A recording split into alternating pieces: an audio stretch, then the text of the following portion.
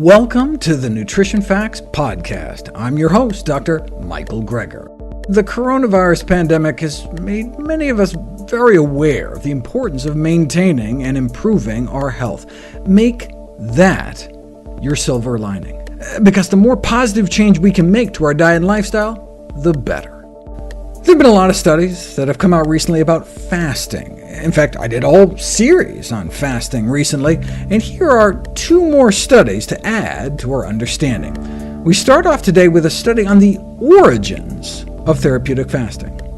The story of life on Earth is a story of starvation. Ash from massive volcanoes and asteroids block out the sun, killing the plants, which then killed most everything else. As Darwin pointed out, though, from this war of nature, from famine and death, the most exalted object that we are capable of conceiving arose, namely us. We are particularly well adapted to prolonged fasting. Evolving in a context of scarcity is believed to have shaped our exceptional ability to store large amounts of calories when food is available. Of course, now our ability to easily pack on the pounds is leading to modern diseases, like obesity and type 2 diabetes, but without the ability to store so much body fat, we may not have made it to tell the tale. And it's not just asteroids millions of years ago. All of Upper Egypt was dying of hunger. Reads an inscription on an Egyptian tomb from about 4,000 years ago, to such degree that everyone had come to eating his children.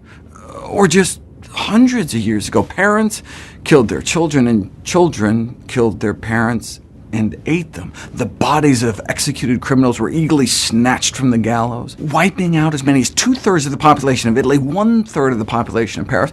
So we don't have to go back to ancient history. Even the most secure and affluent populations of today need only trace their history back a short distance. For example, nearly 200 famines in Britain over the last 2,000 years.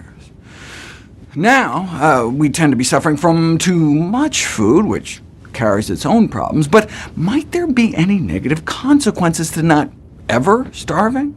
This was a question raised 50 years ago.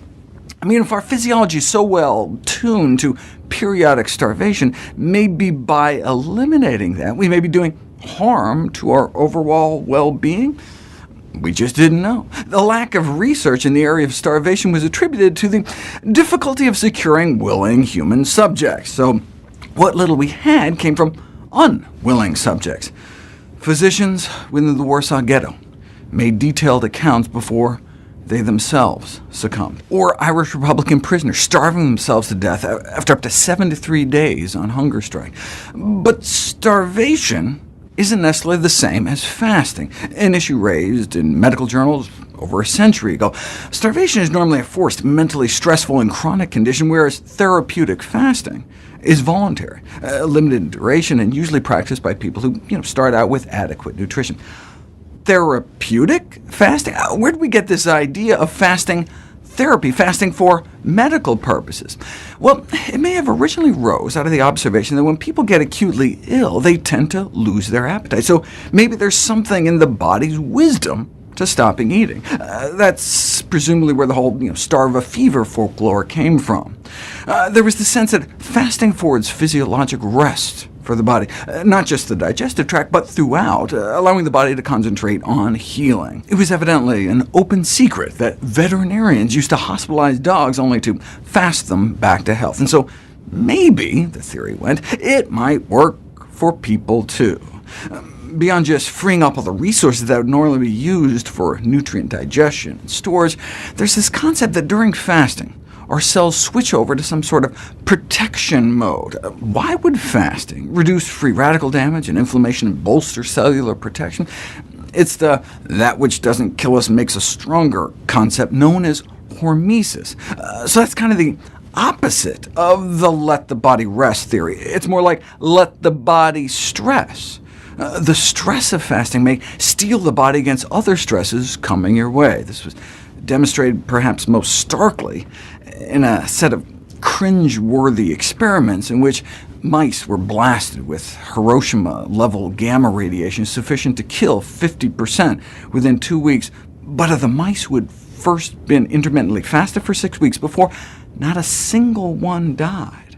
It's this kind of dramatic data that led to extraordinary claims like therapeutic fasting could drive half of all doctors out of business. But you don't know until you put it to the test, which we'll explore next. A century ago, fasting, starvation as a therapeutic measure, was described as the ideal measure for obesity. As you can see, fat shaming is not a new invention in the medical literature.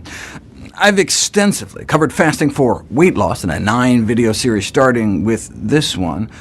But what about all the other purported benefits? I do have a video series on fasting for hypertension, but what about psoriasis, eczema, type 2 diabetes, lupus, metabolic disorder, rheumatoid arthritis, and other autoimmune disorders, depression, anxiety? Why hasn't it been tested more?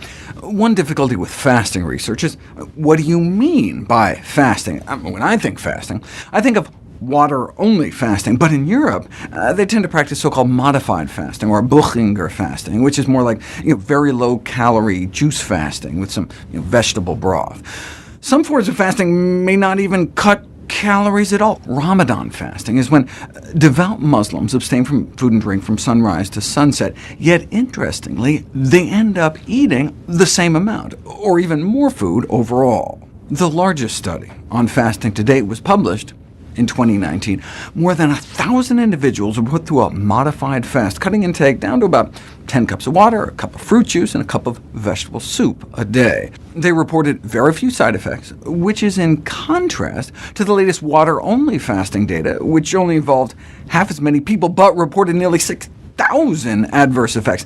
Now, the modified fasting study did seem to try to undercount adverse effects, only counting reported symptoms if they were repeated 3 times, but still only reporting single cases of things like nausea, feeling faint, upset stomach, vomiting, or palpitations, whereas the water-only fasting study reported about 1 to 200 of each.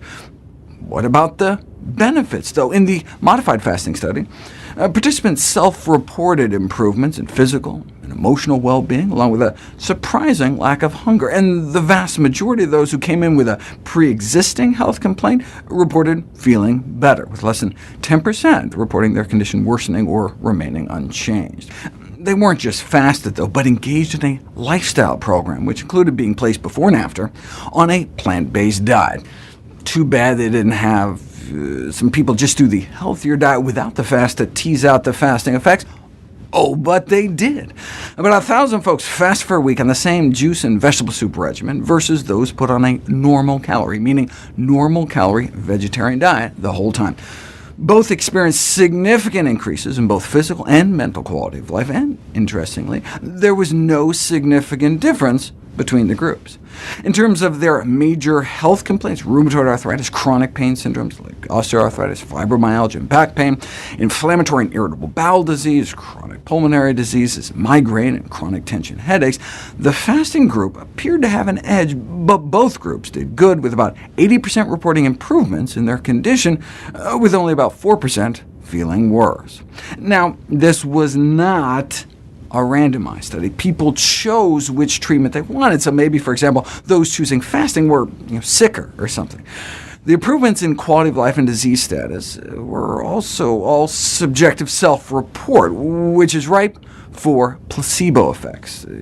No do-nothing control group, and the response rates to the follow-up quality of life surveys were only about 60 or 70%, which could have also biased the results. But extended benefits are certainly possible, given they all tended to improve their diets. More fruits and vegetables, less meats and sweets, and therein may lie the secret. Right? Principally, the experience of fasting may support motivation for lifestyle change. Most fasters experience clarity of mind and a feeling of letting go of past actions and experiences, and thus may develop a more positive attitude towards the future. As a consensus panel of fasting experts concluded, nutritional therapy is a vital and integral component of any fasting. After the fasting therapy and refeeding period, nutrition should follow the recommendations of a plant-based, whole food diet. We would love it if you could share with us your stories about reinventing your health through evidence-based nutrition. Go to nutritionfacts.org/testimonials. We may share it on our social media to help inspire others. To see any graphs, charts, graphics, images, or studies mentioned here, please go to the Nutrition Facts podcast landing page. There you'll find all the detailed information you need, plus links to all the sources we cite for each of these topics. For a vital, timely text on the pathogens that cause pandemics, you can order the ebook, audiobook, or now hard copy of my latest book, How to Survive a Pandemic. For recipes, pre-order my How Not to Diet cookbook out this December. It's beautifully designed with more than 100 recipes for delicious and nutritious meals, and all proceeds I receive from the sales of my books go to charity. NutritionFacts.org is a nonprofit, science-based public service where you can sign up for free daily updates on the latest in nutrition research via bite-sized videos and articles. Everything on the website is free. There's no ads, no corporate sponsorship. It's strictly non-commercial, not selling anything. I just put it up as a public service, as a labor of love, as a tribute to my grandmother, whose own life was saved with evidence-based nutrition.